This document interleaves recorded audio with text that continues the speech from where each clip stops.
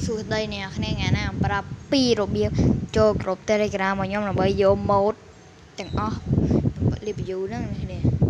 ចឹងដើម្បីចូលក្រុម Telegram ខ្ញុំអ្នកត្រូវចុចយក YouTube មកចុចលើ YouTube ណាអូខេចឹងអ្នកគ្នារកយកវីដេអូខ្ញុំមកយកវីដេអូខ្ញុំមកវីដេអូខ្ញុំហើយអ្នកគ្នាចុចវីដេអូខ្ញុំហើយអ្នកគ្នាចុចវីដេអូមួយនេះមកនេះវីដេអូនេះពីរបៀបនេះដល់ Minecraft Hack នេះចឹងអ្នកគ្រាន់ចុចលើនេះមកពេលខ្ញុំអត់ចេះដាក់ link ដូចគេទេអត់ចេះដាក់ link ទេចឹងមកខ្ញុំអត់ចេះហ្នឹងខ្ញុំអត់ចេះដាក់ link ដូចគេទេចឹងគ្រាន់អ្នកគ្រាន់ចុចកន្លែងនេះមកនេះហើយអ្នកគេយកអា link ខ្ញុំហ្នឹងឲ្យអ្នកគេហ្នឹងអ្នកគេយកទៅ copy មកអ្នកគេ copy ហើយអ្នកគេចូលក្នុង Google មកឥឡូវខ្ញុំយក Google អ្នកគេមើលតាមដងអូខេអ្នក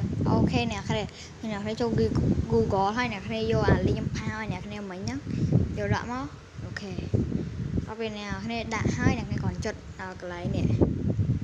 ចុចណា search ណាចុចណាហើយអ្នកគ្នាឃើញ load ទំរងបែបនេះអ្នកគ្នាចុចកន្លែងក្រុម Telegram នេះទៅអូខេនឹងមកដល់ក្រុម Telegram ខ្ញុំហើយនេះក្រុម Telegram ចូលហើយអញ្ចឹង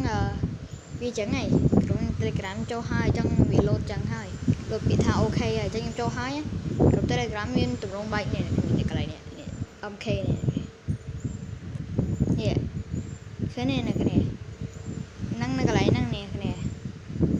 ពេលខ្ញុំចូលហើយវា load ឲ្យទេអញ្ចឹ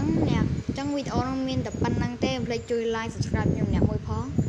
អញ្ចឹង goodbye អ្នកទាំងអស់គ្នា